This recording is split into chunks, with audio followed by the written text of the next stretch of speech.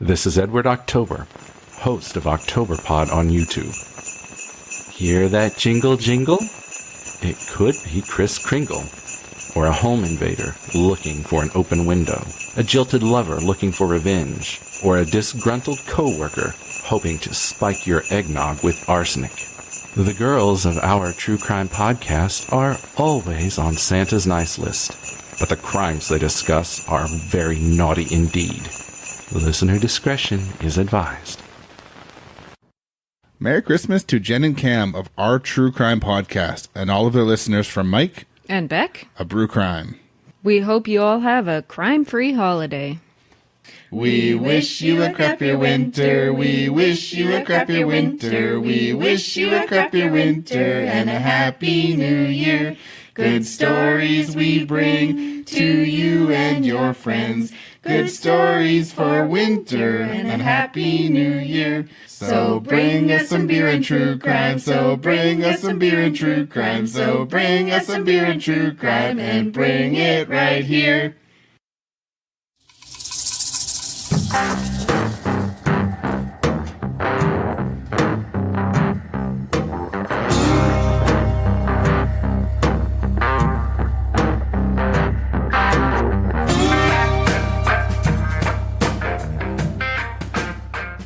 Hi, Jan. Hey, Cam, how are you? Great. How are you? I'm pretty excited. We're on our 8th Nightmare Before Christmas. 8. 8. 1, 2, 3, 4, 5, 6, 7, 8. You're Nightmares very good. Before Christmas. Thanks, Jen. It's excited. I hope everyone is having as much fun as we are. Think they are? I don't know. I don't know. We're all recording most of it in one day, so please leave feedback and tell us if you like it or not. And if you don't. Yeah, just be quiet. Just move We don't on wanna- we don't down wanna the know. dial, as Yeah. they used to say. Only tell us if you like it. Keep your trap shut if you don't. Does that work? Trap. That's slang, Trap. Jen. Oh my gosh, nope. Can't use slang. Nope. It's all the King's English from It is the Now on. proper English that we speak in this podcast. See, I got that accent in there a little bit. Anyway, let me explain real quick in case for some reason you're just popping on number 8. We are doing the 12 Nightmares Before Christmas. We started on December 12th, and we are working our way until December 23rd. We're doing mini-ish type episodes. Some are kind of longer, most of them are kind of short. We decided to do this because we are taking a mini hiatus from Christmas Eve all the way up, and we will be back January 9th. It's a Wednesday, because that's when our episodes drop every Wednesday. Every Wednesday. Our True Crime So if podcast. you, for some reason, just dropped in on the 8th Nightmare Before Christmas, you might want to, you've got, 7 episodes to catch up on. So go do that. Right now. Or after this one. So what is our 8th nightmare, Camille? You ready? Mm-hmm. You ready? Cam. You ready to go? What is our 8th nightmare, Cam? You've already said Camille like 5 million times. I know, but So I'm trying really hard. It doesn't matter. It's so hard. Okay, you ready? Yep, let's go. 8th Nightmare Before Christmas. This case is pretty known. In fact, there's a podcast devoted exclusively to this. Please check it out. I'll give you those stats at the end, but I did not do justice by any means. But like we had talked about, we went through these pretty quick. We didn't dive in. We saved the dive-ins for our own episodes, our longer ones. We just gave you the there wasn't enough information to do full episodes, or we just didn't dive in and research as much as we normally do Because we you know wanted to why? get these out. This is just a little holiday present for It's a little extra for y'all, little something. because we love you. Little. We appreciate you. And it's going to be a Christmas miracle if we pull this off, I got to tell you. It will be a Christmas miracle. It really will God, be. it will so be a Christmas miracle. Because even when we plan our episodes, we're still going down to the last minute to get them out. It's terrible. Half-ass. That's what our true crime half-ass podcast. That's what it should have been named. Seriously. Good All right. Intentions podcast. Yeah. All right. 8th day, nightmare. 8th nightmare. Whatever the hell we're calling this, I don't know. Yeah, at this point, really. Yeah. So the body of a white female was found naked alongside Route 250 near Littleton, Wetzel County, West Virginia. Mountain Mama. On take me home. February 13th, 1983. A pair of senior citizens. Could you imagine how traumatic that would be for them? They're Well, it out would be there traumatic for anybody. taking a little walk, and they see it, and guess what they Their think it little is? walker. I bet you they thought it was a mannequin. They did. They thought it was a mannequin out there. It's never a mannequin. It's never a mannequin. The body had been placed in the area recently, as determined, because there was snow on the ground, and the snow was absent on the body, so it had not laid there. Okay, tire tracks and footprints indicate she died at a different area and was transported to this location when she was found. Wow. Now, this was February 13th, 1983. Mm-hmm. Stay with me. It was presumed she had died approximately 2 days earlier. She had not been sexually assaulted, although definitely foul play involved in her death. Well, obviously, you just don't end up naked on the side of the road. Usually. Well, there was that one time, but we're not going to talk about that. The woman's cause of death was not officially determined, but they believe that she may have been strangled or suffocated. They determined her age to be somewhere around 35 to 45. Her hair was auburn. That's red for all those people that never got the Crayola colors. The woman's legs and underarms were shaven, indicating that she groomed herself nicely. She wasn't transient or a hitchhiker or out on the road. And, I mean, it's winter. Most women don't shave their legs in the winter, right? No shave November. Mm-hmm. So a person of interest did eventually emerge from the case of this murdered female. Somebody apparently saw a man. He was determined to be middle-aged, white male, approximately 5'10", weighing somewhere between 185 to 200, which always floors me. How would they know that, though? This person was seen near the area where her body was found and dumped. Oh. So they believe maybe he was disposing of her body or coming back to visit it, something like that.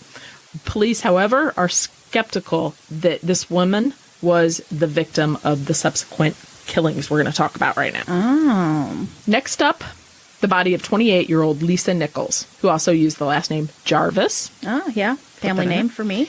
Was found on September 16th, 1984, along Interstate 40 near West Memphis, Arkansas. Wow. She was a resident of West Virginia, and authorities were not able to come into contact with her family members for some time. How sad is this? That's very sad. Indicating that she was estranged from them. She went unidentified for almost a year. Her body wasn't identified until June 1985, and it was 9 months after she was found strangled and left wearing only a sweater. She was identified through fingerprints. She, too, had strawberry blonde hair at the time of her death. Her remains were identified by a couple from Florida who had allowed her to stay with them for a period of time. They believe that maybe she was murdered after leaving a truck stop and maybe was attempting to hitchhike. So possibly a trucker. It's normally a trucker, isn't it?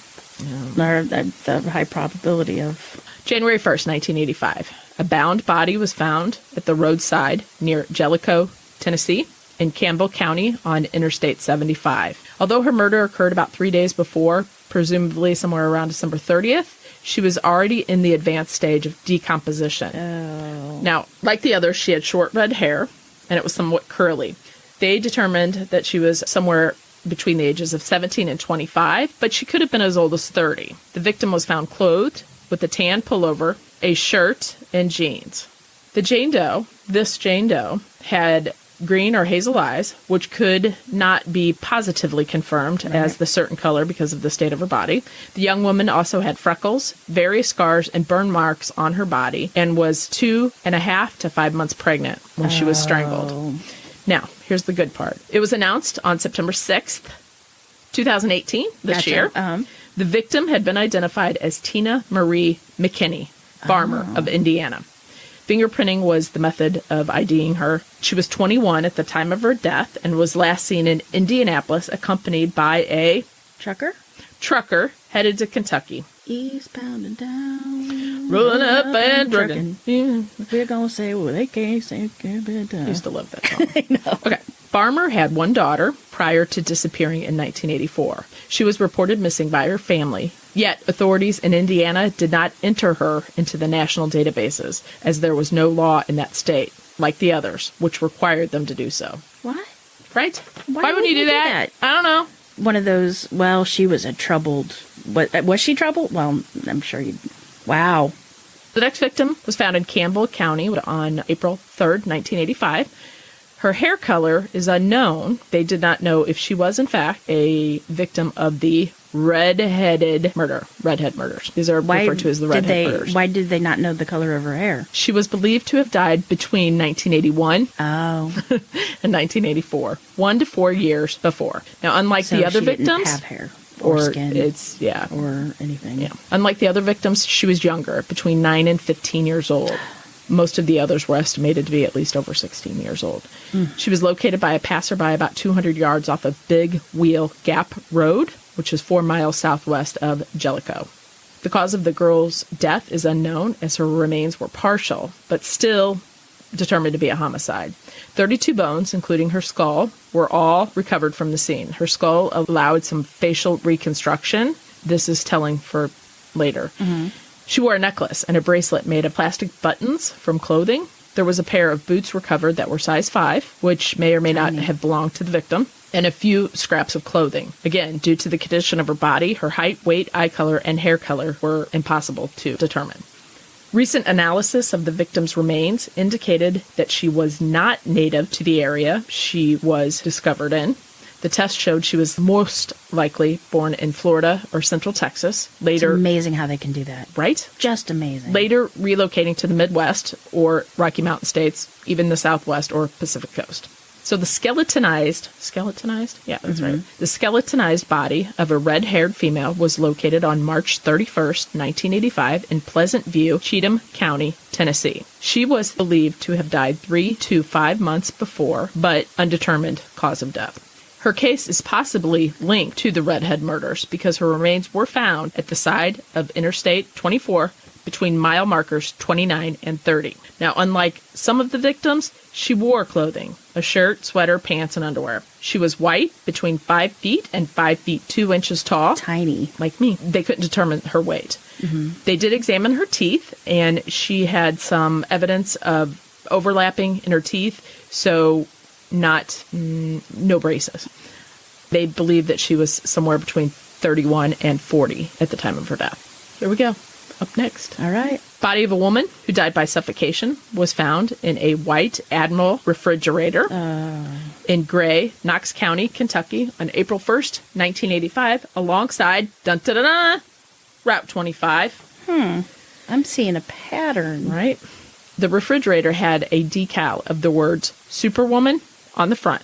The victim had been dead for a few days and was nude except for 2 distinctive necklace pendants, one of a heart and the other of a gold-covered eagle. Now, was she suffocated by somebody placing something over her face, or was she suffocated in...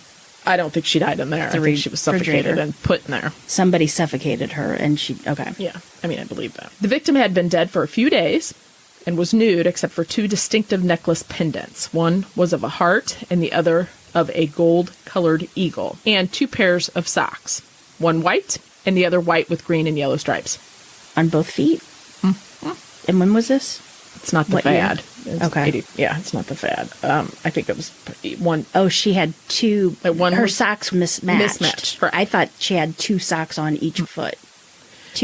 There were reports that this victim may have been soliciting a ride to North Carolina over the CB radio.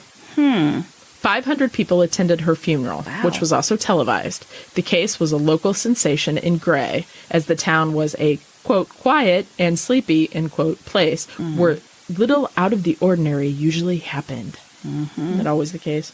Distinguishing features of her body included a number of moles on the right side of her neck, near one ankle and below each breast, a yellow-stained upper incisor, and a scar and other marks on her abdomen, indicating that she had bore at least one child. Her eyes were light brown and her hair was red and nearly a foot long, which fits the pattern of the redhead killer. Right. After her autopsy, it was determined that she was between 24 and 35 years old and approximately 4 feet 9 to 4 feet 11 inches tall. Tiny. That's tiny. It's also possible that she owned a pair of boots found near the refrigerator. Several missing persons have been eliminated as possible matches for the victim. After the case was publicized in January 2013, the police received some tips, but it is unknown if any became solid leads. Well, obviously, probably had. This case is pretty big. We would have heard, correct? On October 1st, 2018, Yes, we have heard. it hasn't been solved. Okay. On October 1st, 2018, it was announced that she had been positively identified as Epsie Regina Black Pilgrim of North Carolina. Wow. That's a name. That is a name. Is it Native American? So we No, think because I black- think she said that it was Black white. Pilgrim? She was white. All Yeah, these but- victims are white, aren't they? Is it black? Black Pilgrim. It says Pilgrim? Epsie Regina Black Pilgrim. So it'd be Epsie Regina Black, then Pilgrim, or Black Pilgrim, all one I word? don't know. It's Black Pilgrim, 2 words. Okay, gotcha. Yeah, I got you. She was probably married, or that was, I yeah. don't know. Next. Next. Thank you. No, it's thank you next. Thank you. Next. No, that's the Ariana Ariana Grande. Grande. Okay. April 14th, 1985. I'm hip. Yeah, right. It's a slang word. We don't use slang. April 14th, 1985, a young white female's body was located in Greenville, Greene County, Tennessee. She had died by severe blunt force trauma and possibly a stab wound 3 to 6 weeks before, and was an advanced stage of decomposition. Her fingerprints, however, were possible to obtain, as well as, thank goodness, her DNA and dental information. She had been approximately 6 to 8 weeks pregnant shortly before she died, but had miscarried recently. She was estimated to be somewhere between 14 and 20 years old, Oh, gosh. possibly as old as 25. She was 5 feet 4 inches to 5 feet 6 inches and weighed somewhere between 130 and 140. She had a slight overbite and had some fillings in her teeth, which indicated that she had some dental care in her lifetime. She also had painted her fingernails pink. Because she had light brown to blonde hair with red highlights, it's possible that this case could be related to the Redhead murders. Authorities hoped in late April 1985 that they would identify her body through fingerprints, but were unsuccessful. Six missing women were ruled out as possible identities for this victim. So were all these women, I just have to ask, I don't know if you know this, were they all true redheads? No, there's Or- a couple that aren't, or they're strawberry blondish. Gotcha. November 2018. The victim was identified. Obviously, they've been working on this lately. Right. November 2018, the victim was identified as New Hampshire native Elizabeth Lamont, who was 17 at the time of her death. She had disappeared on April 6th, 1984. Now, think about that. That's pretty wild. She disappeared 1984, and just last month was identified.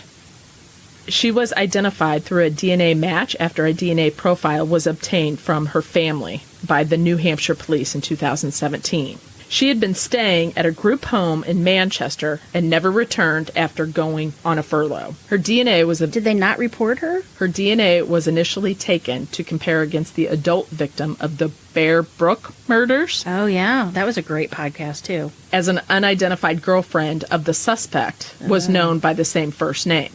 So here's what we know about this so far. It's believed that most of these victims remain unidentified due to being estranged or not close with existing family members, or they may not be native to the states in which they've been found. In 1985, not long after the Greene County victim was found, the states of Pennsylvania, Tennessee, Arkansas, and Mississippi requested that the FBI assist with these cases. There's been several inconsistencies with some of the victims. Some were found with or without clothes. Some had sexual encounters before their murder. Some didn't. Some were pregnant. Some had lost the baby. Some Right. had babies. During the conference, it was stated that 4 victims found in Texas and a victim found in 1981 in Ohio, nicknamed Buckskin Girl, who was later identified as Marsha King, Right. were ruled out as possible victims in 1985. I remember reading about her. A possible suspect emerged in the mid-'80s when a 37-year-old truck driver attacked and attempted to strangle a woman with reddish hair, but he was later dismissed. Although he left her lying near a highway, presuming she was dead, another suspect was a 32-year-old trucker in Pennsylvania who was questioned after kidnapping and raping a young woman in the state of Indiana before she managed to escape. This suspect was also dismissed after being questioned by Tennessee police. So to wrap this all up, we don't know. We have no idea. No idea. Here's a little tidbit. In 2018, some students enrolled in a sociology class studied the case with the help of their instructor. Right. The case coined the name Bible Belt Strangler. Also, the information developed by the class was submitted to an FBI profiler, and that they had come up with this. They said that they believed that the suspect was a white male born between 1936 and 1962, making him between 23 and 49 in 1985. He was likely a commercial trucker, frequenting Interstate 40. That sounds about right. And they estimated his height and weight to be about 5'9" to 6'2", and somewhere between 180 to 270 pounds. And they believe his work was either based in or near the city of Knoxville, Tennessee. Students did this, huh? Yeah. Isn't that cool? That's That'd be pretty a fun interesting. class, Oh, huh? could you imagine how fun that would be? Way fun. I would love that. Wish there was something around here.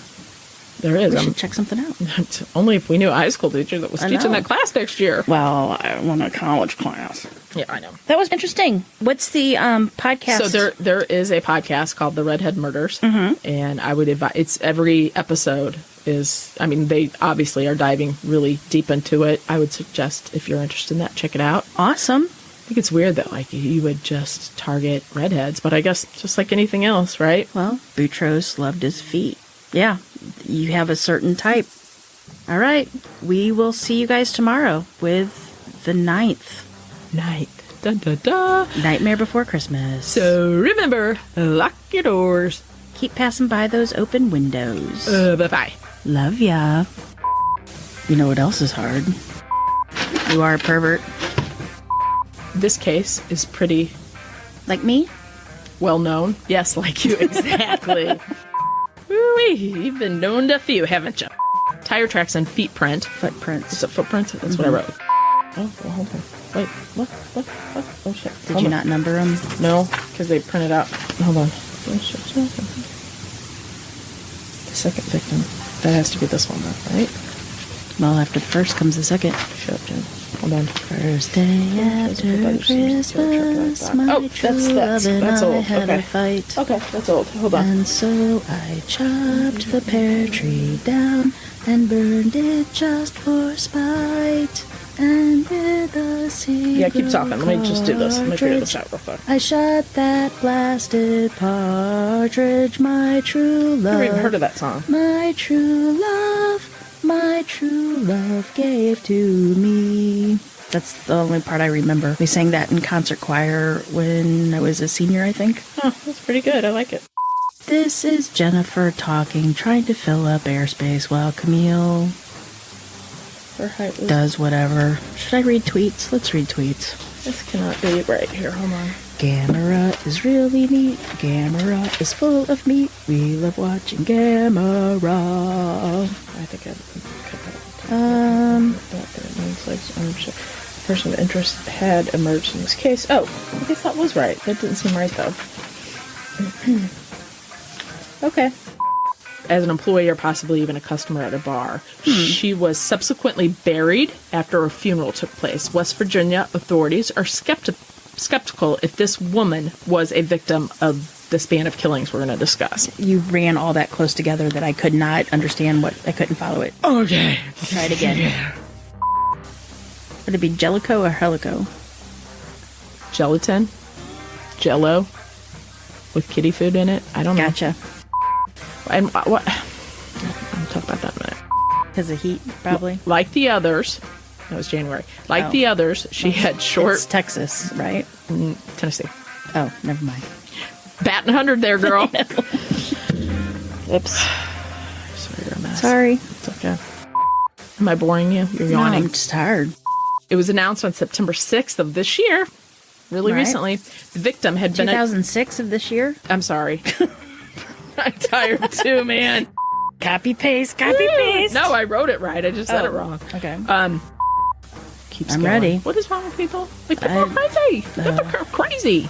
There's no Cookie Monster in this one, though. Just the redhead monster. Could you imagine having any identifying marks? Yeah, she's got a yellow incisor. Animal. Or she's got a lot of moles on her left side. You know what I mean? I mean, that's Terrible. I get Yeah. it, though.